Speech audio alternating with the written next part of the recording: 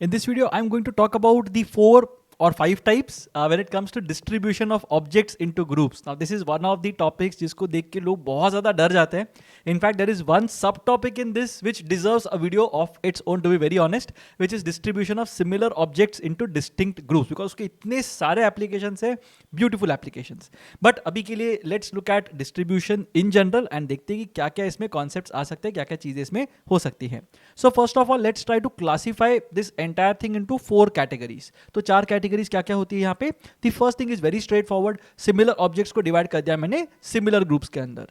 Second thing is distinct objects to similar groups. तो अब यहाँ पे अगर मैं example भी दूँ तो बहुत simple होता है. पहले वाले केस के अंदर it's very straightforward. You have similar objects. All the balls look similar, let's say, या फिर all the things, cubes, जो भी चीज़ें वो look similar, and you are dividing them into groups that are also similar in nature. ऐसा कुछ भी नहीं है कि उसमें कुछ अलग है, कुछ अलग अलग कलर के पॉकेट्स में डाल रहे हैं या फिर अलग अलग जगह पे रख रहे हैं, ऐसा बिल्कुल भी नहीं है.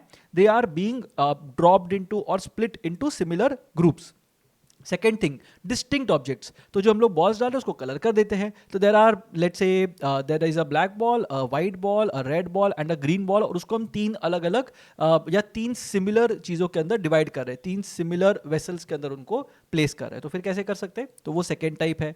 The third type is the one that is the most interesting one, which is similar objects two distinct groups. तो अगर सिमिलर चीज़ें हैं, सिमिलर चॉकलेट्स हैं एंड अलग अलग लोगों को वो डिवाइड करने हैं, डिस्ट्रीब्यूट करने हैं उनके अंदर, तो कैसे करेंगे? And last thing is distinct objects into distinct groups. तो लोग भी अलग है, चीज़ें भी अलग है. तो यहाँ पे जनरली होता है क्लासरूम वाले questions. So there are 7 people who are there and there are 3 classrooms. In how many ways can we send 7 people into 3 classrooms? तो बहुत ही स्ट्रेट फॉरवर्ड सा है लास्ट वाला case, but we will have a look at each case individually and what to expect from that case. तो similar to similar was the first thing that we mentioned. तो similar to similar में क्या होता है? How many ways can we distribute 4 similar marbles in 6 similar boxes. तो अब similar marbles है, similar boxes है, तो मुझे क्या करना पड़ेगा यहाँ पे? आई will have to do it manually. तो काउंट करने पड़ेंगे cases manually and the numbers will typically be very small. तो अगर 4 को अगर मुझे 6 सिमिलर बॉक्स पे डालना है तो मुझे क्या करना पड़ेगा? I will basically say that I will either distribute all 4 in one box. अब वो कौन से बॉक्स में जा रहा है नहीं फर्क पड़ता, because all the boxes are also similar. All or the split can be 3-1, or the split can be 2-2, or the split can be 1-1-1-1 and so on and so forth. तो ये चीज़ें हम कर सकते हैं. तो इसको मैन्युअली काउंट करेंगे तो अपने बहुत इजीली ये क्वेश्चन हो जाएगा. But make sure that you are doing it manually whenever it comes to similar objects being distributed into similar groups. अब distinct objects into similar groups, अब यहाँ पे generally questions आते हैं teams को लेके. So let's say for example there are 22 people present in a particular group and मुझे 2 teams बनानी है of 11 people each. तो क्या होगा यहाँ पे? You have to understand that as soon as I take 11 people into one group, the other group becomes forced. इसके लिए मुझे एक चीज़ याद रखनी है. तो अगर similar groups आते हैं, I have to make sure that I divide it by n factorial अगर n similar groups हैं तो यहां पे you have to understand that in how many ways can we place 7 distinct marbles. अब marbles यहां पे अलग अलग हैं और बॉक्सेस जो यहां पे है वो सिमिलर है. तो मार्बल्स डिस्टिंक्ट है एंड बॉक्सेस सिमिलर है. अगर ये चल रहा है यहां पे, so what will we do here? We have to understand one thing. Exam वाला मेथड सिंपल मेथड है, डिस्ट्रीब्यूट करो, सॉल्व करो. 7 आइटम्स से अगर कम है तो definitely you will be able to do it manually. तो 7 मार्बल्स को 3 बास्केट्स में कैसे डिवाइड करेंगे? सो यू विल बेसिकली से all 7 will go in 1 basket, which can be done in only one way. But 6 and 1 अगर मैं split कर रहा हूं तो मैं कैसे करूंगा? I will do 6-1, but the baskets are similar, so I will have to divide it by 2 factorial, but I also have to understand कि कौन से 6 यहाँ पे जाएंगे, कौन सा 1 यहाँ पे जाएगा. तो 7C6 will go in one box or basket and the remaining 1 will go in another basket. Now the baskets are all identical, so it doesn't matter कि वहाँ पे मुझे 2 factorial का कुछ करने की जरूरत नहीं है. I have to ensure that I am not bringing that into the picture. Similarly अगर 4-1 अगर ये मैं कर रहा हूँ तो 4-1 में कौन से 4 होंगे? 7C4. 3 में से कौन से 2 होंगे? 3C2, 1C1, ये हो जाएगा. And because all the baskets are similar, I will not be able to say that the first basket will get 4C2 ways में या 7C4 वेस में, ये मैं नहीं बोल पाऊंगा. That's why I will have to keep on dividing by n factorial as well depending on how many baskets are filled.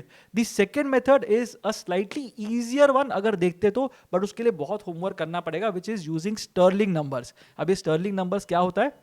सो यहाँ पे you basically have a situation जहाँ पे एक फंक्शन हम यूज़ करते हैं. तो f of 6,3 अगर मैं उसको ऐसे लिखता हूँ तो f of 6,3 का वैल्यू होगा f of 5,2, right, plus 3 into f of 5,3. और ये करते बैठना पड़ेगा. तो that is how you find Stirling numbers, and that is a complicated concept to learn and understand for one question type, जो generally बहुत इजीली सॉल्व होगा. That is why it is not recommended, but if you want a video on this, do let me know and I will try to make a video on this as well. अब तीसरा topic आता है जो सबसे important है in this particular concept, which is similar to distinct, similar objects into distinct groups, and you will not believe the kind of questions that we can get in this particular context. तो ठीक है, chocolates को distribute कर दिया, balls को distribute कर दिया, ये सब चीजें तो आती ही हैं. But did you know that there is a question type जहां पे let's say there are 2 stations या 2 जंक्शंस दैट आर देयर, उसके बीच में there are 20 stations that are there, and वहां पे कोई भी 3 स्टेशन पे ये ट्रेन रुकती है. I have to figure out in how many ways can the train stop at these 3 places such that no 2 stops are next to each other. वहां पे भी हम ये कॉन्सेप्ट यूज कर सकते हैं यूजिंग द गैप्स का मेथड. सो ये सारे इसके एप्लीकेशंस है, तो beautiful applications exist for this. Again if you want something on this, do let me know. इसके ऊपर एक पूरा सेशन भी कर सकते हैं, to be very honest, because there are so many question types that are present in this particular category. But simple तरीके से अगर समझना है, a plus b plus c अगर मैं r ग्रुप्स में डिस्ट्रीब्यूट कर रहा हूं n ऑब्जेक्ट्स को, so let's say there are r children who are there and there are n chocolates that are there, कितने तरीके से मैं डिस्ट्रीब्यूट कर सकता हूं. तो यहां पे इसका जो आंसर होगा, इसका आंसर मतलब क्या, number of non negative integral solutions. मतलब किसी को -1 चॉकलेट तो मैं दे नहीं सकता, तो everybody will have to get at least 0 chocolates. तो कुछ नहीं तो 0 चॉकलेट्स मिलेंगे, बट 1 2 3 इतने चॉकलेट्स मैं दे सकता हूं. सो यहां पे नॉन नेगेटिव नंबर्स चाहिए और इंटीग्रल चाहिए. मैं 1.5 चॉकलेट तो नहीं दे सकता, तो वो करने से मुझे इसके सॉल्यूशंस मिल जाएंगे. अब इसका शॉर्टकट ये है that you will be able to apply directly, which is n plus r minus 1 cr minus 1. That is basically going to be the number of ways in which you will be able to do this. So let's say for example there are 3 kids and 5 chocolates. तो मुझे क्या पता चलेगा, a plus b plus c equal to 5. तो इसके solutions कितने होंगे, 5 plus 3 because there are 3 children, 5 plus 3 minus 1 that is 7, c 3 minus 1. So 7c2 या 21 ways के अंदर you will be able to distribute 5 chocolates among 3 children. तो ये मैं कर सकता हूँ. 5 similar chocolates among 3 different children of course. तो ये मुझे यहाँ पे मिल जाएगा. अब यहाँ पे एक बहुत छोटा सा वेरिएंट आता है जहाँ पे at least 1 needs to be given to each child. तो मैं क्या करूंगा, technically what I can do is I can give 1 chocolate to each child. वो मैंने देके खत्म कर दिया. अब कोई चाइल्ड को कुछ कंप्लेंट नहीं होना चाहिए, बिकॉज सबको कम से कम 1 चॉकलेट चाहिए था, मैंने सबको 1-1 चॉकलेट दे दिया है. Now I get into the advanced side of things कि जो बचे हुए चॉकलेट्स है वो मैं कुछ भी कर सकता हूँ. I can give it to 1 favourite child, I can distribute it among 2 people only, I can give 1 again to all of them, तो भी मैं कर सकता हूँ. तो मैं कुछ भी करने के लिए वहाँ पे मतलब पॉसिबिलिटी एग्जिस्ट करती है. तो वहाँ पे we will do n-1 c r-1, ये डायरेक्ट फॉर्मूला है. But if you simply distribute 1 object to each of these R people, you will definitely get n-1 c r-1 as the answer as well. तो यहाँ पे odd numbers अगर पूछते हैं, each child should get an odd number of chocolates, which is a question that has appeared. तो वहाँ पे क्या करेंगे, हर एक वेरिएबल को हम लोग 2k plus 1 लेंगे.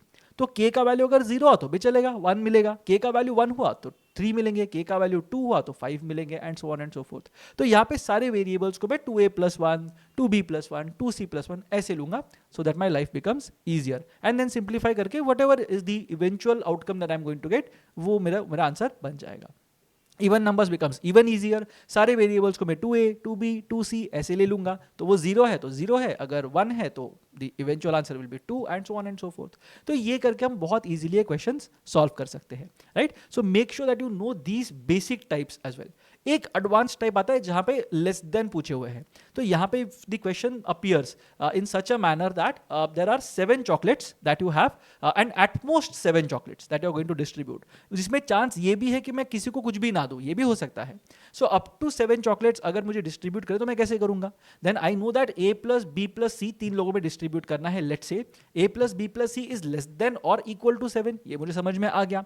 So one thing I can do is I can do a plus b plus c equals 1 और a plus b plus c equals 0, a plus b plus c equals 1, a plus b plus c equals 2. ये करते जाओ और 7 तक सबके answers निकालो. या फिर what you can do is you can use a dummy variable. You can say instead of doing a plus b plus c less than और equal to, you can say a plus b plus c plus d equal to 7. उसके solutions निकालो. अब d का value कुछ भी हो सकता है 0 से लेके 7 तक, and that will mean that a plus b plus c के सारे पॉसिबिलिटीज भी अकोमोडेट हो जाते हैं.